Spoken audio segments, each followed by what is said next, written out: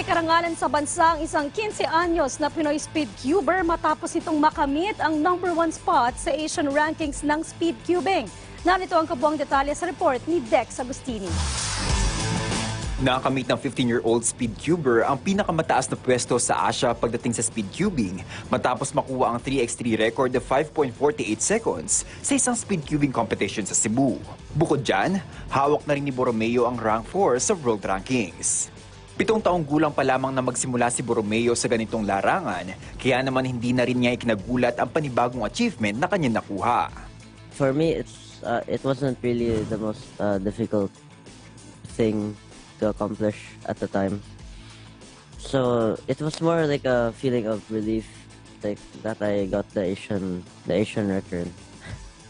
Well, yeah, I was also quite happy, obviously. Anya, malaking bagay din sa kanya na makasama sa rankings ang kanyang mga idolo pagdating sa speedcubing.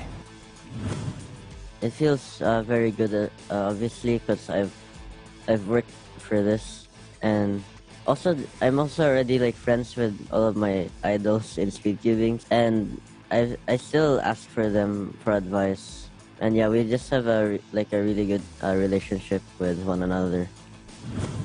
Pero bagamat nakuha na ang rurok ng tagumpay sa murang edad, ano pa nga ba ang tinatarget ni Borromeo? Target talaga ko ang world ranking #1.